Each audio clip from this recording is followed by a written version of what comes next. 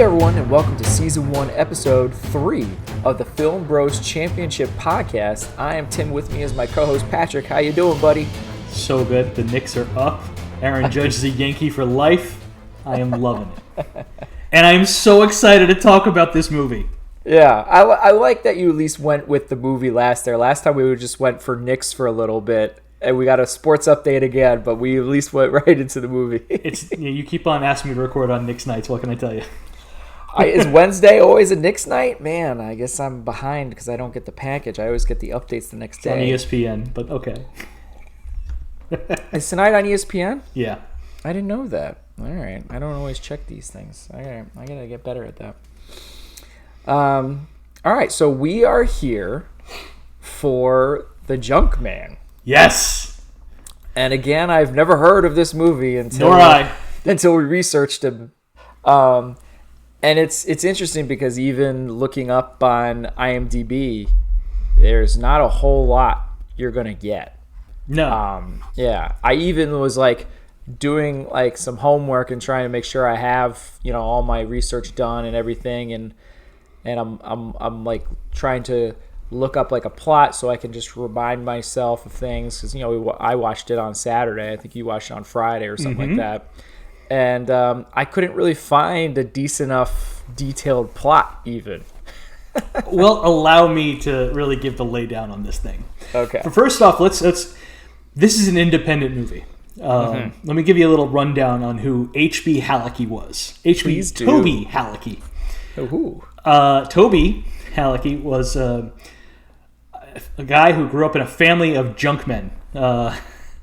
Literally owned a junkyard in New York. Yeah, okay, I was about to say, explain what a junkman is. Yeah, he was one of 13 kids out in Dunkirk, New York.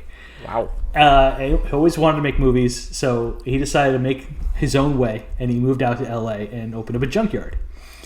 And over the bunch of years, he kept on buying cars for the cheap, rebuilding them himself, and prepared for making his movie, which was in 1974, Gone in 60 Seconds. And he financed the entire thing, shot everything himself, and it cost him $150,000, which is just under $1 million in today's money. Wow. Okay? 900,000 or so. Yeah. And since he owned everything, he got everything all the profits. You want to give a guess on how much money Gone in 60 Seconds made? Let's give you a hint. It was a huge hit in drive-ins and independent circuits and everything. Yeah, because I imagine that's what he would have to do. Like, he couldn't go to like an AMC type theater. I don't even think that kind of chain theaters existed in this time period, right? Not in the way they do now. No. Right. So it probably was a lot easier to kind of sell it, or maybe it was harder. Did it have to go word of mouth as it went from theater to theater? Like, I'm curious how cross country this movie was, but I have no clue. It made a ton of money. It made over $40 million. Wow. And in today's money, it's $1.2 billion. Wow. What an investment that he had serious return on. And I watched that movie before. I'd never seen that movie either, but I watched it before watching The Junkman, because The Junkman is the sequel to Gone in 60 Seconds. Yeah, mostly I have not seen it. In spirit. You're good. Yeah. The movie is cheap as hell. It is barely... If it wasn't for the last 40 minutes, ends in a giant chase scene. Just a chase. Yeah. And that's what you watch the movie for, because everything else is basically 70s porn movie quality. Like 90% of the dialogue is in voiceover. Yeah. And nobody's a natural actor. And all of the wigs and everything that everyone is wearing, they look so ridiculous. Yeah. But when you get to the final 40 minutes, you're like, well, this is a good time. All right, now here we go. And in the end credits of The Junkman, they show some of the two really good stunts that they had, which one of them was a complete accident. And there's like, wow. Did you see the shot where in Gone in 60 Seconds, in the Junkman credits, right, where he hits a pole? And I think I showed you this, everyone. Yeah. Complete accident. That wasn't supposed to happen, but it looked awesome, and he passed out. And when he woke up, the first thing he said was, did we get it? And they got it, and it was great. So then he spent like the next 8 years building this movie with his profits. And man, what a treat. Yeah, so serious. I mean, I haven't seen the first one, but you can clarify that serious upgrade in the quality from. Oh my God, night and day. But it must have been such a special thing for him because this movie is still quite in the shadow of There's Gone in another 60 reason Seconds. for that. Yeah. Okay, I'd be curious to know because like he even has like I guess one of the famous cars or something. He keeps it as a wreck. Eleanor. Yeah. So this movie cost him about $1 million to make, a little over $3 million. Okay. And according to AFI catalog, it made, and this is all I can get from it, about $633,000, just under $2 million today's money. And from what I could gather is Halicki had a deal with United Artists, Pacific Theaters, Mann Theaters, and Edward Theaters to distribute the movie. But they put it on a double bill with a rated R movie, and Junkman is PG. Yeah. And he felt that was destroying his box office. And he was furious, and he pulled the movie from them. And he sued all the theaters. Oh, wow. And they just had a prolonged legal battle for like a couple of years. And the movie theaters were like, we're just going to wait him out because he doesn't have enough money to sue all of us. Wow. I can't imagine. Why is it that big of a deal? Why couldn't they just move it? I don't understand why they would be like, what is it to them? Like, is it really It was like that? the Wild West back then as far as what movie theaters could show and couldn't show. Yeah. I guess it's like, how dare this person tell me what to do? Exactly. Right? Exactly. Yeah. And so the movie basically bombed for him. I'm sure he eventually made his money back in it. But then like a year later, he came out with a re-edit and he turned it into a new movie called Deadline Auto, which is just the first two movies sort of edited together. Interesting. With a couple of new like dialogue footages to try to sort of blend it together. Yeah, have it make sense maybe. Yeah. I don't know. I probably won't check that out. So is the Junkman not as successful then? No, as Gone in not, 60 Seconds? nowhere near. And I think that's why it sort of got lost to history. Yeah. Because, yeah, it's weird because they did... I mean, now that you've seen Gone in 60 Seconds, is there any kind of connective tissue besides the title to the one with Nicolas Cage? Or has it been too long since you've seen the Nicolas Cage Gone in 60 Seconds? There is a couple of things. They have to steal a bunch of cars in a short amount of time. Okay. In Nick Cage's version, which is the better movie by far. Okay. In Cage's version, they have to do it he's a retired car thief who has to do it to save his brother with life or whatever. Mm-hmm. In Gone in 60 Seconds, he just made a deal to steal a bunch of cars for some drug lord. And he's like, get all the cars. I already gave you the money up front. Give me all the cars or you die. And there's a running joke about having to steal Eleanor, which is like this 73 Ford Mustang. Mm-hmm. And they keep on running into issues with like they'll steal it, but they have to give it back, or they steal it, or something happens. And just like in Cage's version, that one is a GT 500 Shelby Ford Mustang, and that car is cursed to Cage's character, and he has something bad always happens, which of course at the end of the movie, that's the car at the end of the movie is a big something bad happened there too. But that's it. Oh, and one joke. Which they in this, I don't know if you remember the Cage version, but one time they steal a car and there's a snake in the backseat. In the original movie, in Halicki's version, it was a baby tiger, which is it's genuinely funny because the guy just does this great shit. He sees the tiger and he bolts out of the car. The tiger chases after him, but the tiger is barely bigger than my dog at the time. It's still very funny. I'm still like an animal like that. I don't know. I see a tiger in the backseat. I'm out of there too. Yeah, regardless of the size. I'm probably running faster because the snake, but that's just me. Yeah, you that's might my be thing. Right. Especially if that tiger is like slightly cute, you might be deceived. The tiger was adorbs. I can't lie. Yeah. Not even a cat guy, but that was cute. Yeah, you were a little bit. Did you go kitty? No, I didn't do that. Well, all right. So, I guess we should go over the basic premise of this movie, right? Do you want to do it again, or you? Why? Yeah, sure. Okay. For the Junkman, he decided to go meta.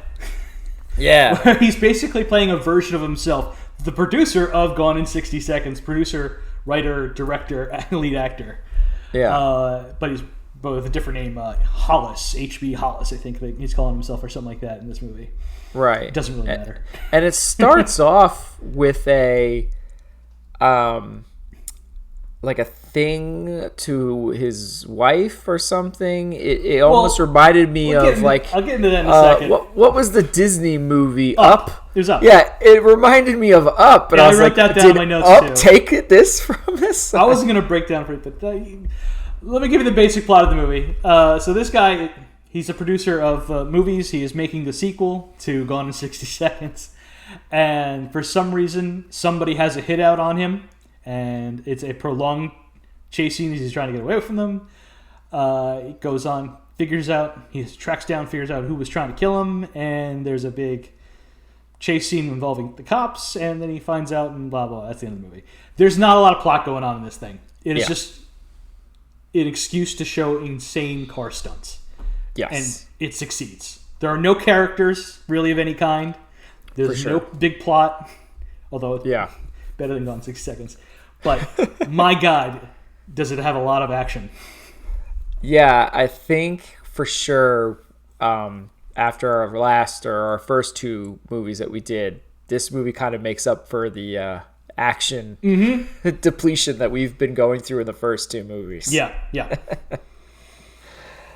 Oh man! All right, so I guess we'll go and start off with our hero, right? And so as I was saying is, I have no idea of any connection to him in real life. If he did have a kid, if he did have a wife, but they're showing that he had this wife and kid, and it was very really sweet relationship that they're showing, all in like no dialogue. It's all kind of instrumental type stuff.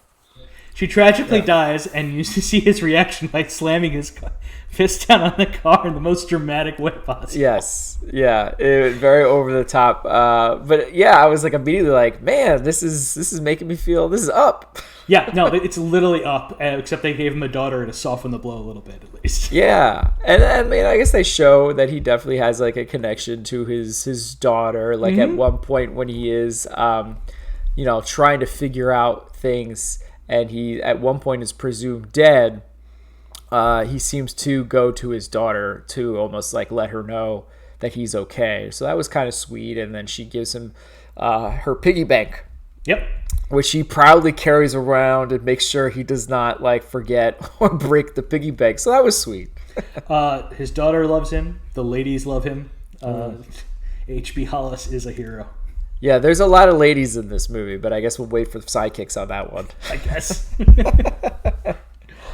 But yeah, so other than that, we don't really get a whole lot about this hero. Well, I will say this. He really likes having a nice collection of sunglasses on the dash of his car. Did you also think Kill Bill? It is, in fact, a Kill Bill. Kill Bill actually is referencing Gone in 60 Seconds, but I'm sure Quentin saw, because it's in there too. Yeah. I'm sure Quentin saw both this and Gone in 60 Seconds, but he specifically mentioned Gone. So, but okay, I wonder, did it? So he had a dashboard with sunglasses in the first one too. Yeah, and this is why I decided to watch Kill Bill last night. And I was texting you about it. Fair enough. I love that movie so much. That was probably one of the movies I rewatched the most in college. Me and my roommate loved that one. Every time we were like, let's stay in. Like, all right, let's watch Kill Bill. And I'm just waiting so impatiently for the 4K version. I'm too snobbish. I love the movie so much that I don't want it in Blu-ray. I need that physical medium of 4K for that movie. Highest quality. Beautiful. Yeah. I love that movie. Let's see what else about him. All the cars in this movie once again belong to Hallecky, and the toys too. That's his personal toy collection. He has a massive toy collection, and I think they still have a museum that he has out there. It's either in California or Florida. I forget where I read it about, but where you can see all his toys and cars. Yeah, I like it. At one point, I think he's waiting in a car, and he just has like a baseball and a mitt or something, and he's something like that, right? No, that's one of the hitmen. Oh, okay, is that what it was? Okay, Yes, that I was have one of that the written hitmen. down as like the Okay. most suspicious hitman in the world. When he's I just must have sitting- written that down in the wrong category then. Yeah, no, it's one of the hitmen waiting it out, looking for him. He's just sitting in there slamming the ball into his mitt, and I'm like, Yeah, that was weird. he's clearly staking somebody out. This is very Yeah. suspicious. Yeah, sunglasses in the car, Kill Bill, wife, daughter stuff. I made a piggy bank comment. And then I have, do not get a whole lot from him.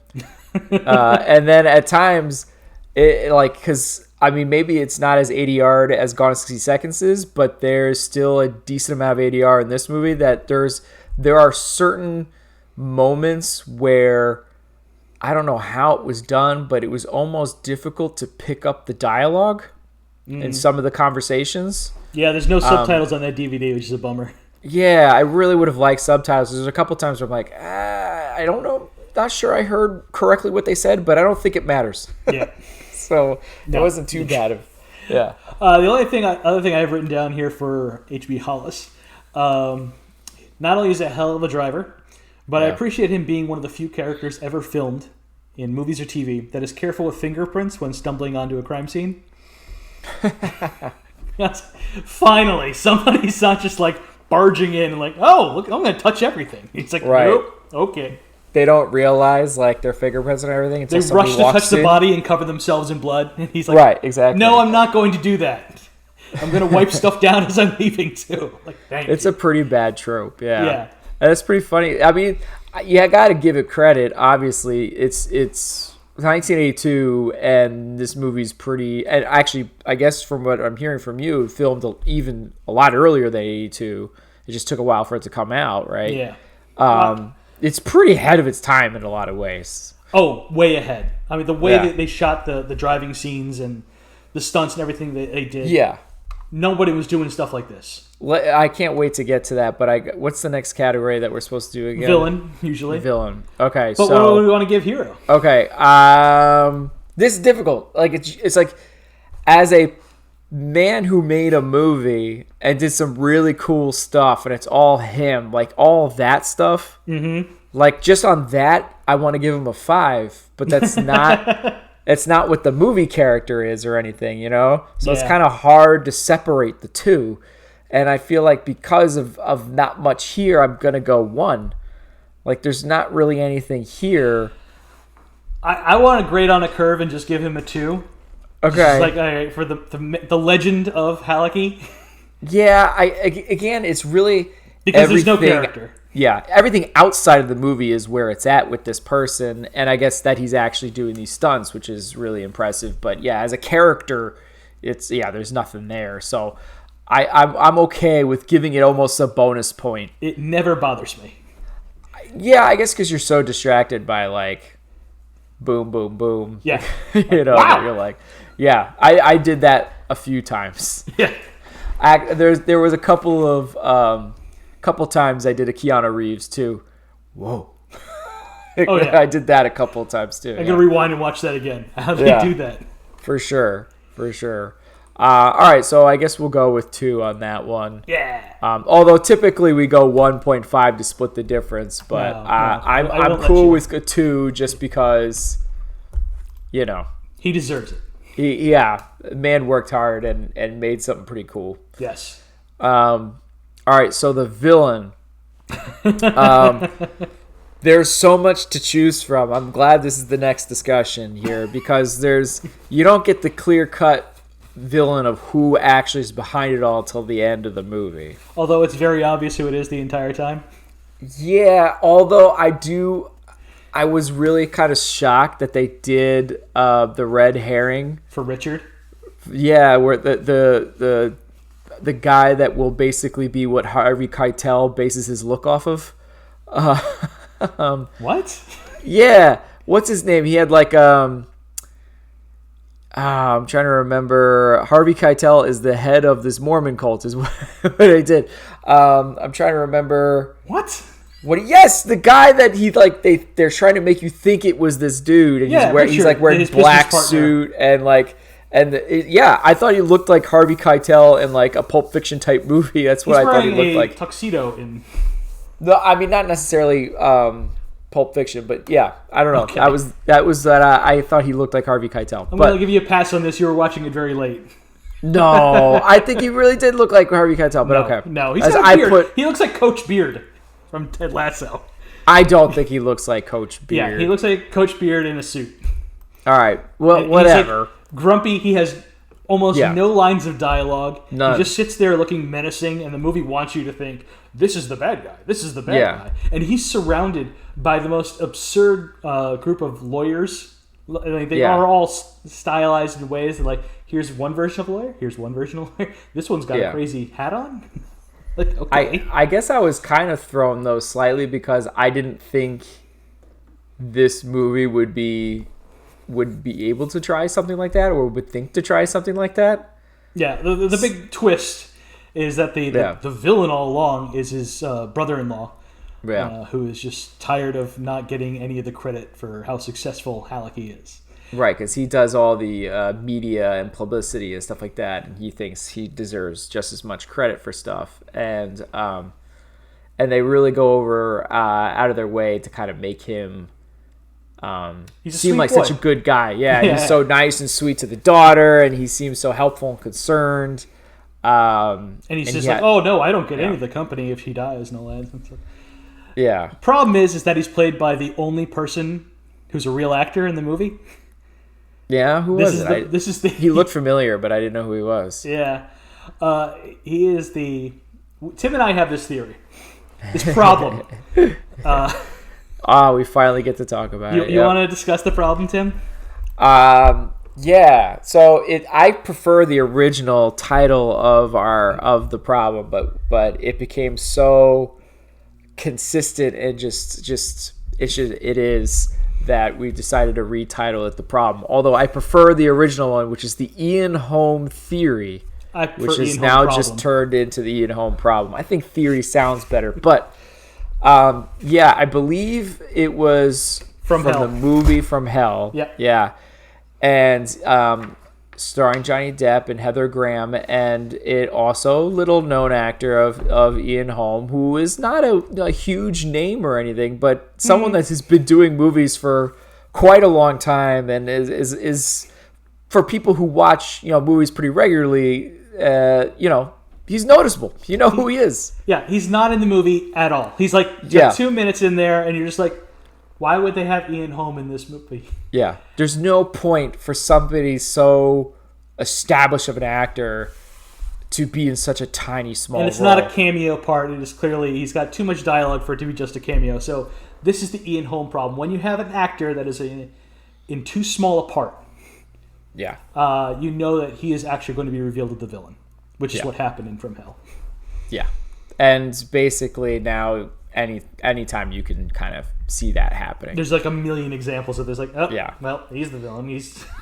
And I'm sure there's examples that happened before From Hell. It's just that's kind of when we noticed it. We grew up in. That's just when we're like, all right. Yeah. We've seen too many movies at this point. Yes, exactly. That's kind of when we just identified it and put a name to it. So yeah, the Ian Holm Problem. I'm trying to look it up because I guess I didn't realize who the guy was. Christopher Stone. And he was the husband in The Howling. And he was also the husband in Cujo. Okay, fair enough. You know what? And it's weird. I did just see The Howling just this past summer, but I haven't seen Cujo in years. So that's probably why I didn't pick up on it as much. You know what? I lied. He's not the husband in Cujo. He's the one who has the affair with the wife. Oh. Okay. But anyway, yeah. Cujo's so good. Yeah, I gotta rewatch it. It's been I think I saw it on like Sci-Fi Channel back when I was young, so I just never got around to rewatching it. And then I think you just lent me The Howling, and I think I watched it this past summer for the first time. Best werewolf movie. So yeah, I think because I don't have as much rewatch with those movies is probably why I didn't pick up on him. No, fair enough. But yeah, I mean, he was fine. But yeah, for most of the movie, you don't know, and he's kind of in the background, and so you really just have these assassins, and like I feel like the main one is basically Contessa from G.I. Joe here. Did you know she actually has a character name? No, I didn't. I just kept calling her Contessa. I was just calling her Hit Woman. The Baroness. The Hit Woman. But apparently her character name was Blackbird. Blackbird? Yeah. Interesting. When did G.I. Joe come out? The mid-'80s. I feel like this is, the Baroness is, this is her. With the glasses. She's definitely in all black and wearing glasses, black and the glasses and such like that. I just kept thinking of that. So I was like, she's definitely the most noticeable, not just because being the only woman who is a bad guy in this movie. Yeah. But she's also super aggressive. Mm-hmm. Like she pulls over a couple teenagers to pull out her gun on them because they were trying to race with her. Yeah. And she was not having it. And then later on, a cop pulls her over, which I couldn't quite figure out why the cop decided to do that. Yeah, but it was regardless, she shoots the cop, and the cop drives his car into a ditch, and then she starts shotgunning the car on top of it. Don't know why, but she just felt that needed to get some shotgunning. I guess they were she was paying well to make sure everything is very over the top and public, and she's like, all right, I guess I'll open up on this person. Blackbird, I'm paying you to make boom booms. Yeah, because it's very clear that's what she's doing the whole time. Like, I'm going for it. I'm just gonna start shooting like crazy, and she was definitely my favorite out of all of it, I think. It's more than villain who was playing with a baseball and had a beard and guy in plane. Well, she's the one that keeps coming back. It was clearly like the most deadly. Like at one note I made, what was the note? It was she is a loud assassin. Yes.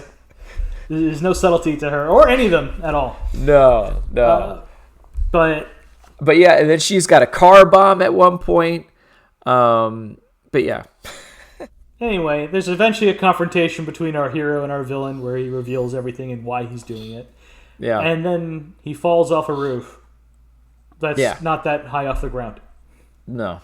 I feel like he could have survived that. Fell on his head, maybe. I don't know.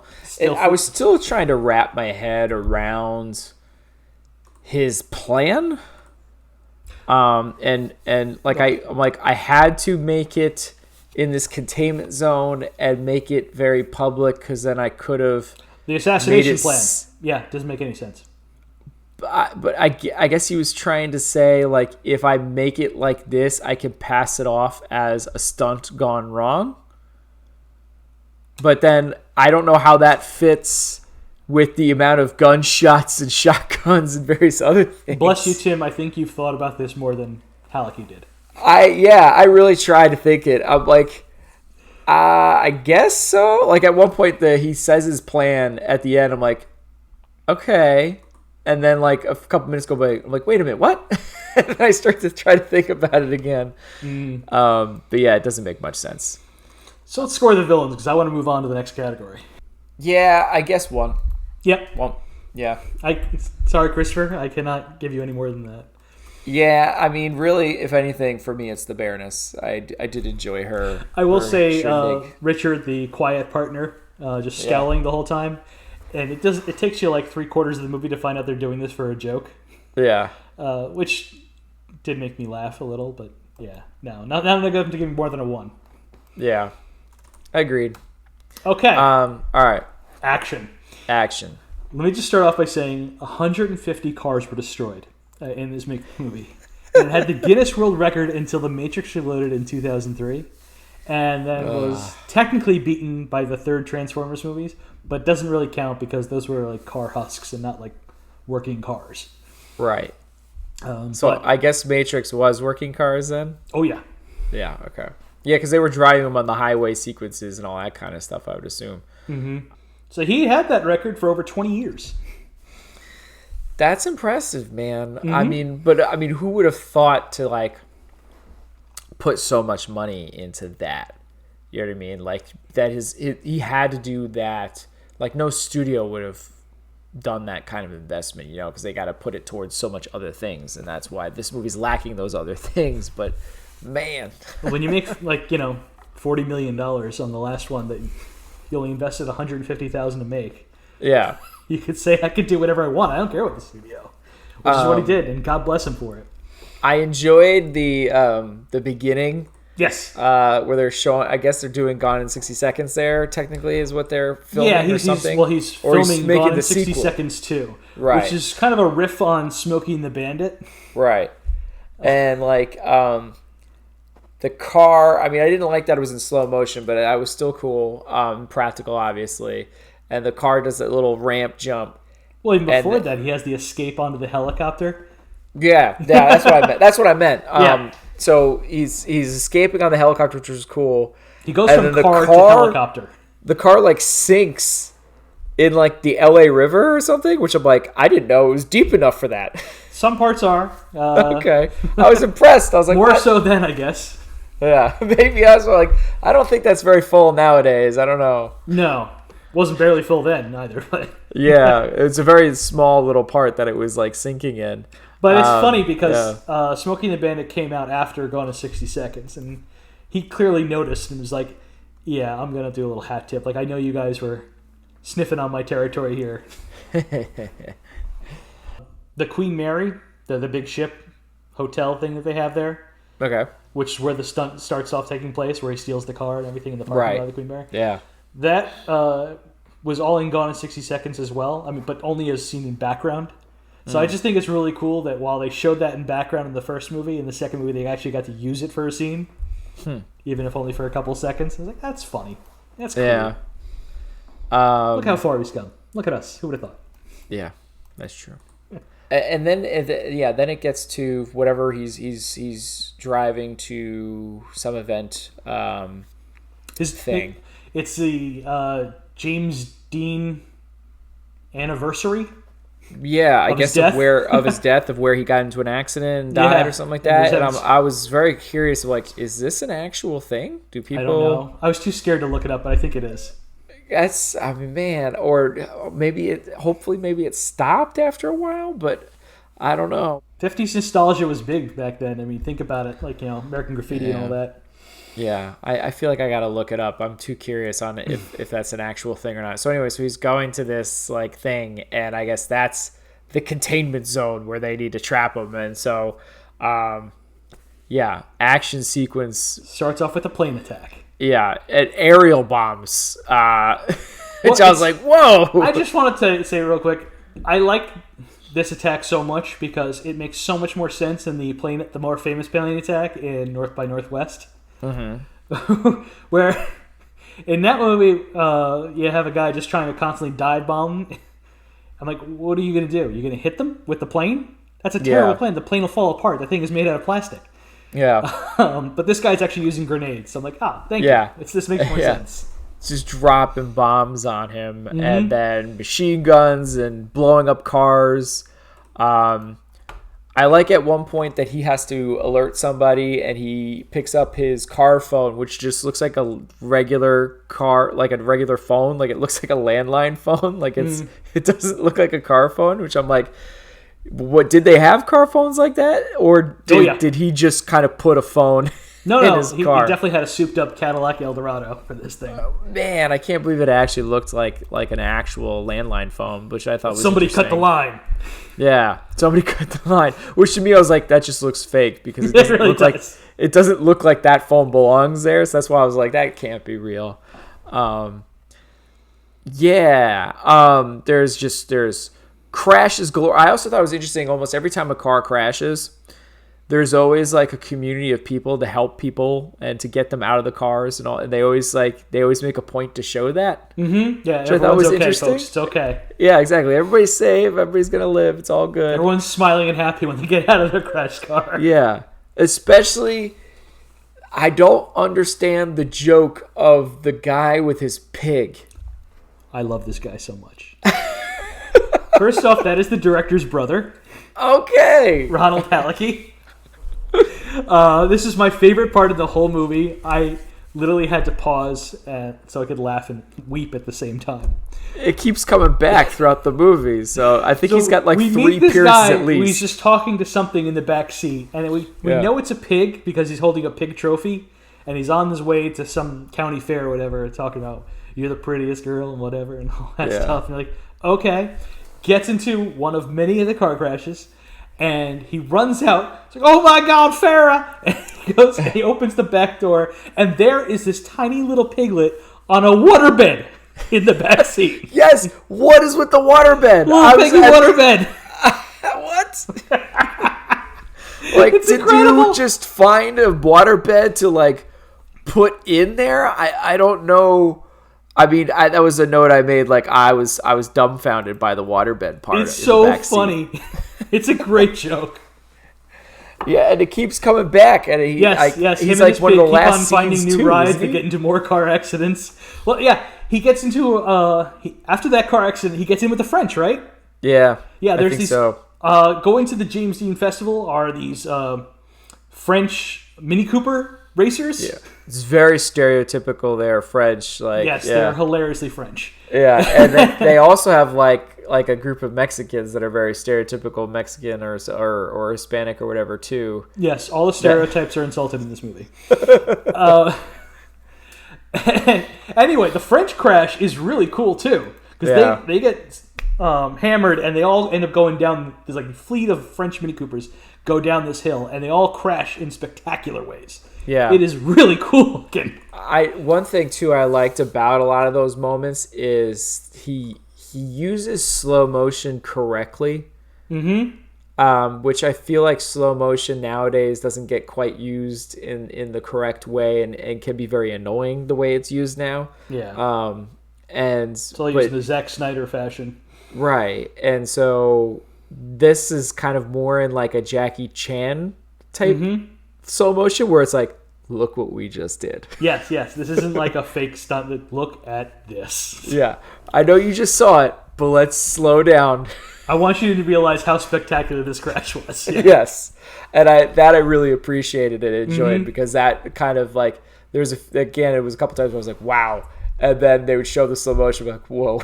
Yeah. It's like, wow, we'll see that again. Oh, cool, we're gonna. Yeah. So I like that he really is like, this is where the bread and butter of the movie is, and let's really dwell in it and appreciate it, and that was kind of cool. But I feel like too the planes are just insane as the cars. Like, there's so many planes that are flying so close to the ground, so close to cars. One going like close to a car and under a bridge that is not a lot of space between the ground and that bridge. There's not a big valley going on there. He flies right under it twice, and it's like, yes, holy mother of God, that's close. I don't even think I made a noise when I saw that part. I was just, my jaw dropped, my eyes open, like, what? Yeah. It's wow.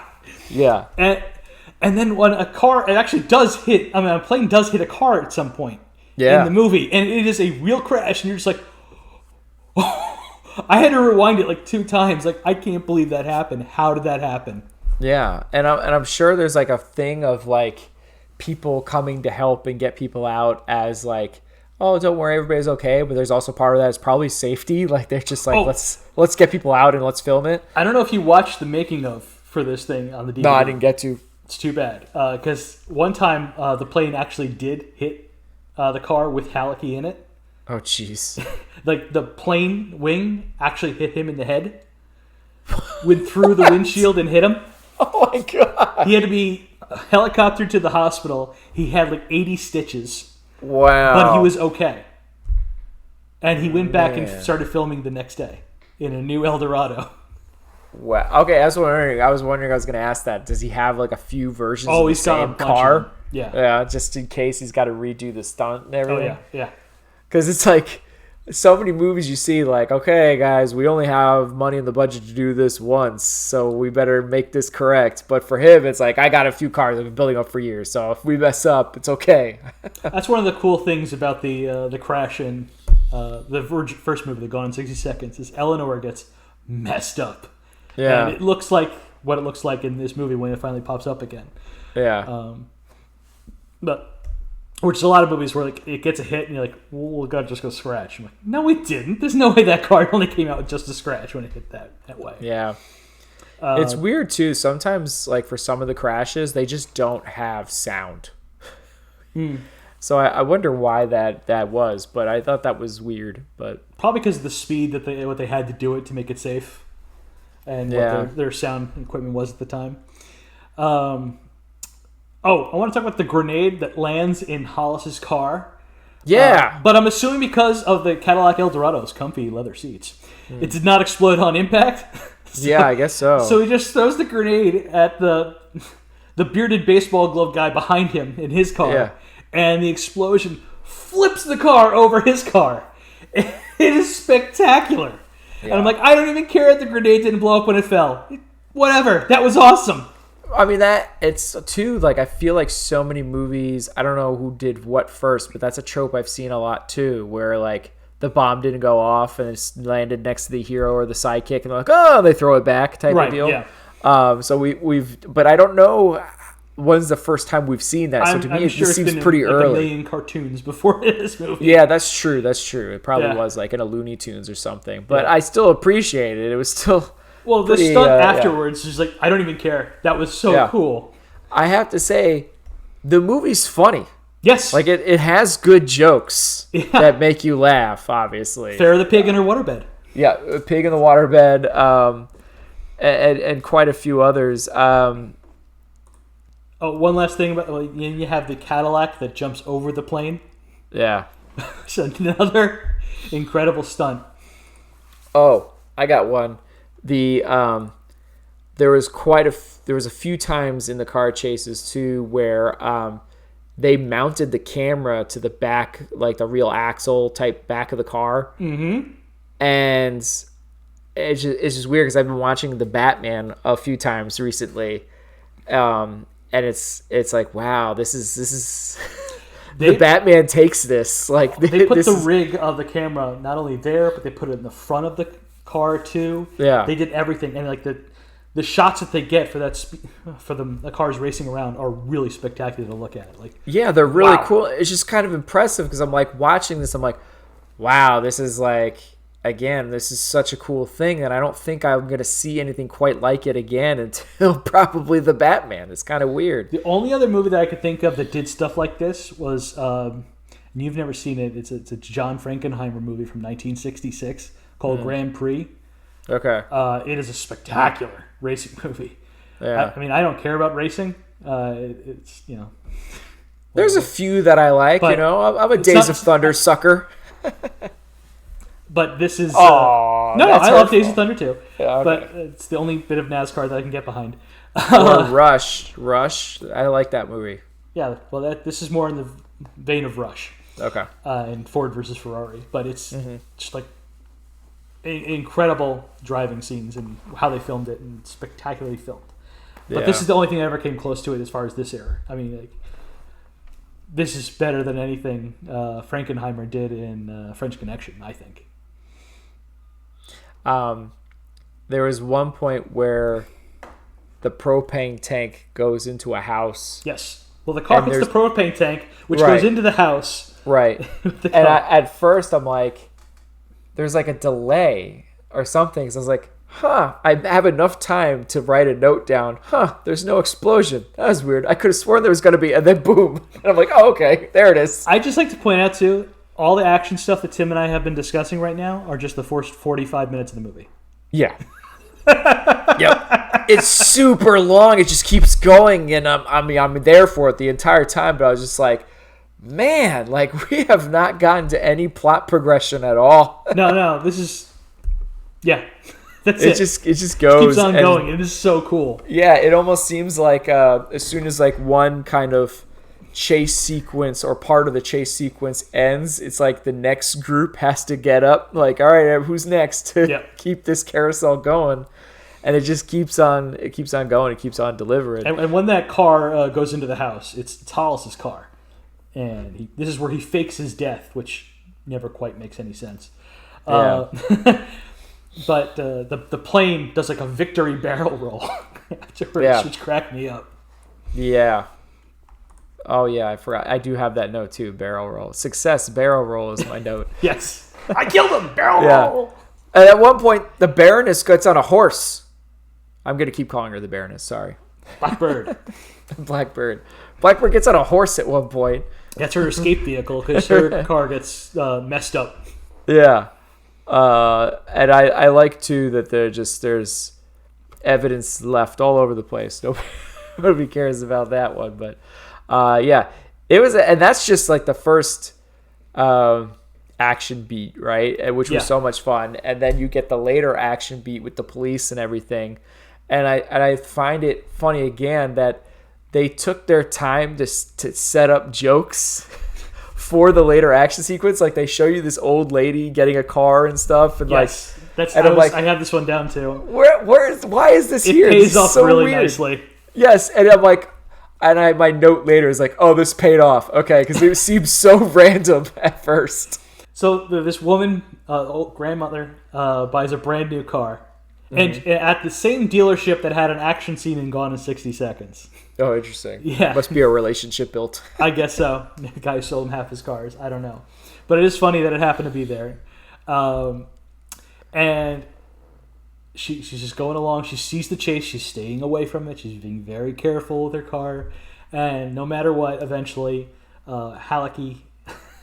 I don't even remember why the police get onto him. Do you? I don't know. I might have it in my general notes. I'm not positive. I don't know. It doesn't really matter. Yeah. He's on the run. He gets mistaken for a again. bad guy for some reason. Yeah, I guess, because for some odd reason he has to keep that he's not dead a secret, because I guess that's kind of how the first action sequence ends, or the big long action sequence ends, is he's presumed dead. I think it's where he runs into like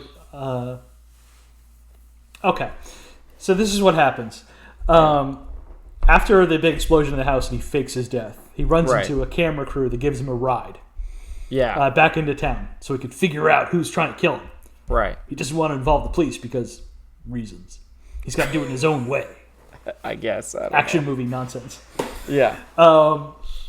And he eventually gets a car, starts doing his little investigating and whatnot, and runs into one of the assassins who has been murdered because they're killing off all loose ends or whatever. Yeah. And that's what the cops get onto him as he's discovering something, and that's chasing assumes. Yeah. And this is the next big action beat, and it is really good. Yes, and it's again things I see in later movies, but the old lady comes back into play later on in the action sequence, and her car gets cut in half. T-bone, rips it in half, the back half off, just like in A View to a Kill. Yes, exactly. I was like, man, this is Bond happening already. And she chases after him with her front half of the car. Yes, she's pissed at him. I'm curious who drove that car. Like, do you think it was like he drove the car and then they put the old lady in afterwards? I guarantee that's what had happened. Yeah, probably had somebody in a wig or something like that. But like, he's on foot after the car accident and he's running away, and she's chasing after him with her front of the car. It was so funny that like a Bond movie will do this like 9 or 8 years later, right? I think or it's something like that. 3 years later. Is it only 3? Yeah. Okay, you're right, because that's right, because the Dalton's the latter 80s half. So So anyway, 3 years later, Bond will do this. Cubby Broccoli is like writing notes as he's watching. Oh, yeah. Okay. I know, but instead of the old lady, we'll have Bond doing it. Yes. For a much longer time. Yes. Yeah. Before he even runs into the old lady. Yeah. There's a great part where he's at in a parking lot, and all the cops are surrounding him in his Corvette that he borrowed from his buddy. And there's literally nowhere for him to go. And he knocks over a sign, and then uses that sign as a ramp to like monster truck over a bunch of other cars. Oh, yes. And I was like, I never would have saw it coming. That's such a brilliant idea. That was really cool. And all the cop cars try to do the same thing, go over the ramp, and they can't move like the Corvette can. Yeah, I think one car is successfully able to get over it, and the rest crash. Yeah. Yeah, the sign in the cars. Yep, I have a note on that one too. That was really freaking cool. I mean, they are going slow, but they kind of had to go slow. You have to, yeah. Yeah, and it was pretty neat. And again, all practical and crazy. He must have had all those cars too. Were his cars? All his cars. That's so insane. It was so anyway, neat. after he hits the old woman and he's on foot, he runs to the Goodyear blimp. Yeah, who just happens to be there. He's in the area. He's like, oh, I know that guy. Yeah. I met him at the beginning of the movie. And they know each other. Yeah, they know each other at the beginning because I guess they're a sponsor or something. They were going to be like in a small bit in the movie or something like that. Way to fund the movie, I guess. And he's just kind of like, oh, hey, yeah. The Goodyear blimp just chilling around. Yeah, and he's like, buddy, you gotta come. We gotta go to this movie premiere. They're going to blow it up for reasons. I don't know why. Yeah, that one doesn't make sense. I have no idea. I guess. But then it's amazing how fast all the action is, and then we got this blimp chase. Yeah. It's just like blimp don't move. It's just slow moving. Yeah. And then the last big stunt, I guess, is him jumping out of the blimp, which is like I'm as much as I love this movie and all the action scenes, this is the saddest one. Yeah. He's like 3 feet off the ground. Definitely the strengths are in the car chases. Because, yeah, the fight sequence there with his brother-in-law is not great. Nope. And, yeah, the definitely, as you said, doesn't fall from a great height or anything. It's just kind of meh, yeah, not great. But and then they find the bomb and throw it under some random car to blow up. I'm like, yeah. It's a terrible way to get rid of a bomb, but all right. Well, some days you just can't get rid of a bomb. Some days you can't, Tim. And that's all the notes I have for action. Yeah, me too. 5.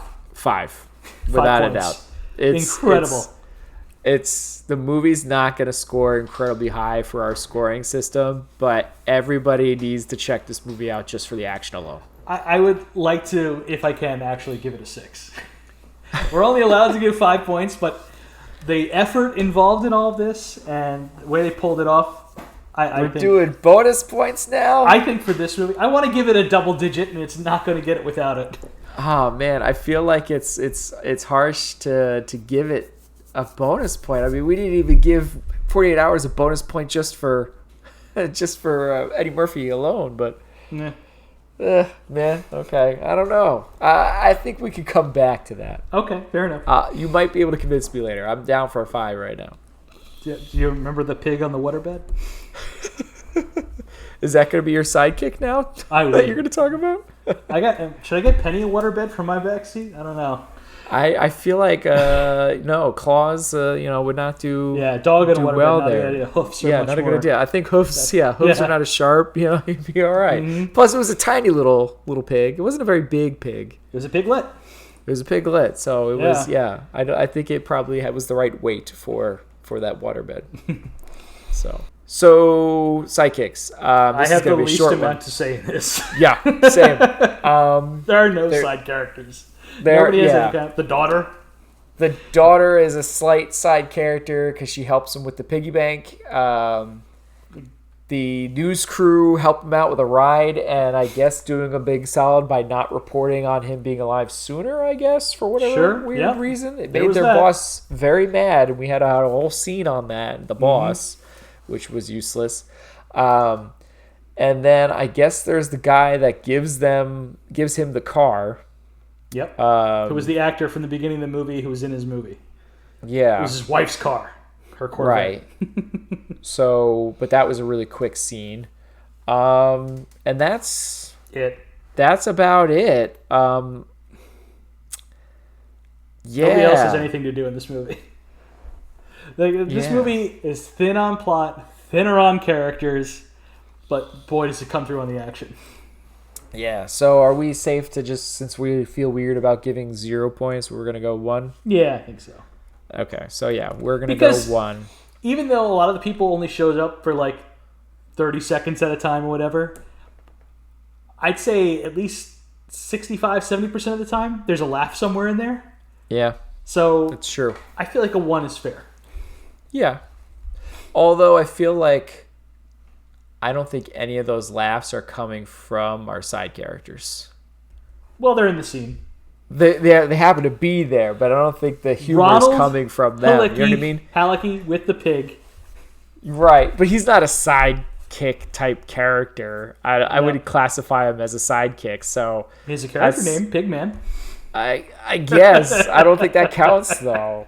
So it's that's Farrah the pig. Even with the sword and the sorcerer, right? The sidekicks, they were the humor parts. Like they actually brought something, right? The sidekicks here, they let him borrow a car and they didn't report the news and gave a ride. That was was it. So. One, I think, without a doubt, with a bullet there. It's a generous one. Yeah. Yeah. So at right now, without you convincing me, that's a 9. Yes. For this movie. I feel like the action alone, it deserves to be a double-digit movie. I don't think even at a 10, it's going to make it to our final 4 or whatever. But, whew. Yeah, I just wanted something special for it. I mean, it's already going to beat The Sword and the Sorcerer at a 6. Yeah. It's not going to beat 48 Hours at a 12. So I mean, I get what you're saying. I guess we're going to now say that special circumstances we will award a bonus point. It's our show, baby. I'm worried about a domino effect, man. Where does it end? Where does it stop? We have no sponsors yet.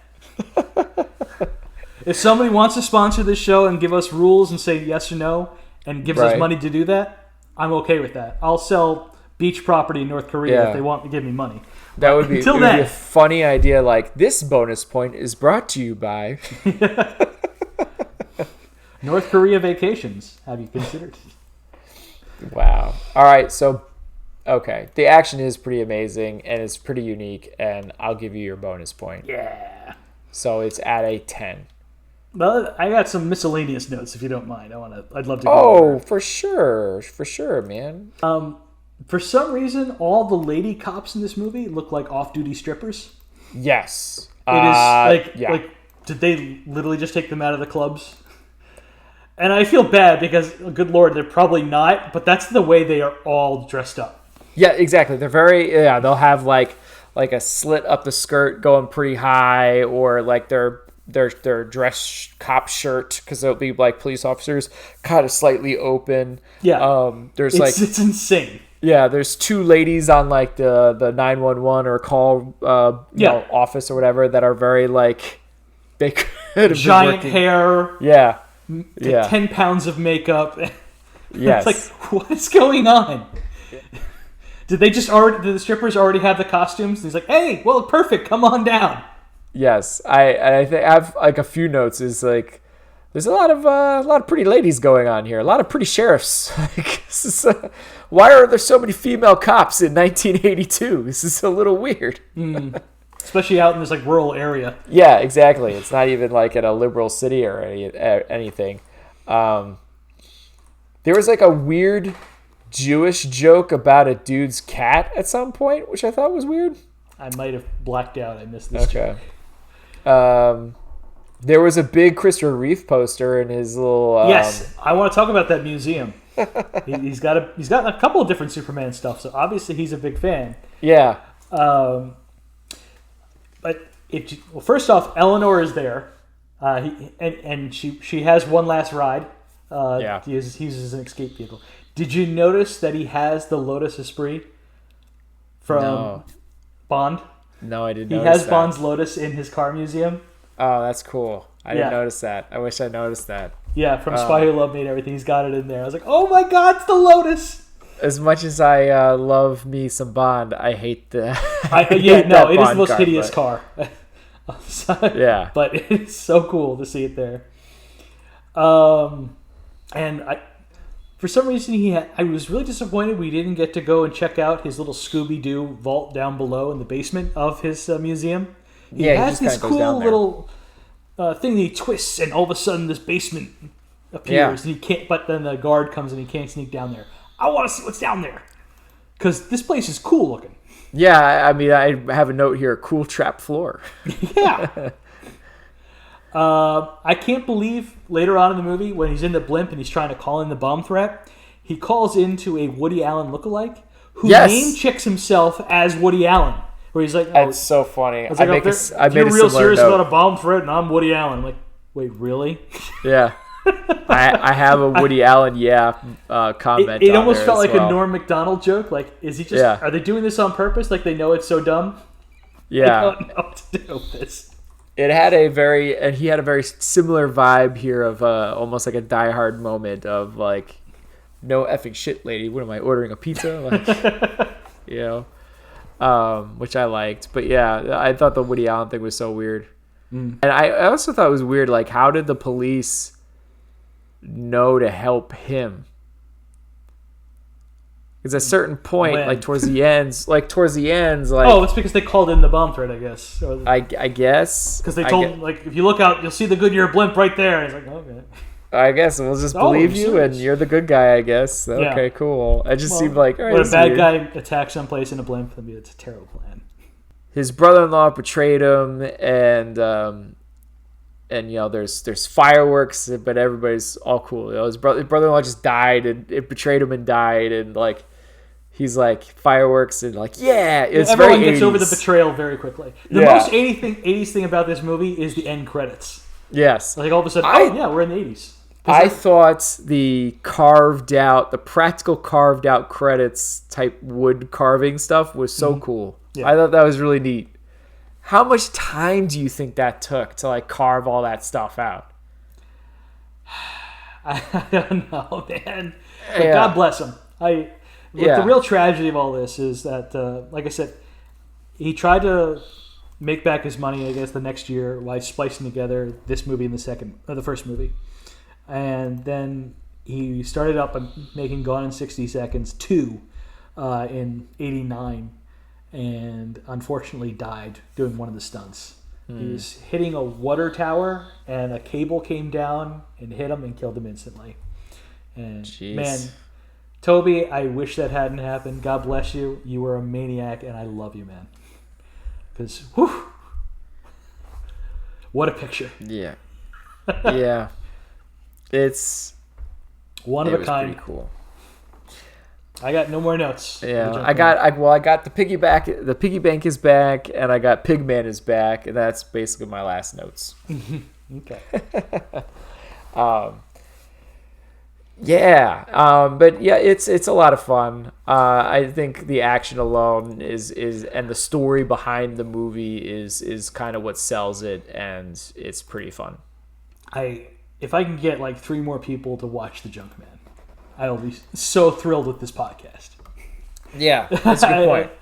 Because, man, what a movie. I'm so glad we did this podcast just because I got to see this movie. That's true. I would never have looked for it or found out about it otherwise. I guess people, though, are going to have to go and buy a DVD because that seems to be the way that you're going to be able to see it. Happy to lend it to whoever needs to see it. But you should buy it because Toby Halicki's wife is still alive and keeping his legend alive. Yeah. So cool. It is very cool. I gotta check out the making of probably before I give that DVD back to you. Please. Yeah, I gotta check out the website. Yeah, I think everybody should. It's a pretty neat movie. What's the website again for it? Is it Crash King? I think it's Crash King. Yeah. Yeah. All right, so I guess now we need to decide what our next movie is. Yeah, I picked Junkman, so you're up. Sure, yeah. So it is. By the way, it is going to be out of 10. So we have 48 Hours out of 12, Sword and Sorcerer out of 6, and Junkman at 10. And now it is up to me, I guess. I think you were up. You were kind of pumped about 1 down, 2 to go. Yeah, where's that one at? I want to see if that one's streaming. On Plex. It's on Plex. Yeah. We're doing this movie. Yeah, 1 down, 2 to go. 1 down, 2 to go. This is what we're doing. We're getting our blaxploitation on. I'm excited. Yes, let's do it. A pair of tough cops go after the mob who rigged the martial arts tournament and injured their buddy.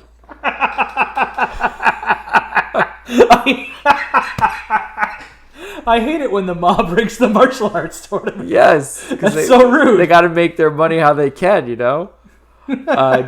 Director Fred Williamson, writer Fred Williamson. Fred No Williamson kidding. is one of the stars. I didn't even... Oh, wow. Written and directed by Fred Williams. That's so cool. Isn't it cool? I was just thinking, too, that I need to rewatch From Dusk Till Dawn. Yes. Yes. Did you know that Michael Parks is playing the same character in From Dusk Till Dawn as he does in Kill Bill? The sheriff character? That's the same character. Oh, same wait. character I think I do remember that. Yeah, I think I do remember hearing that. That's cool. Okay. Yeah. Fred Williamson, Jim Brown, Richard Roundtree. Ooh, Shaft.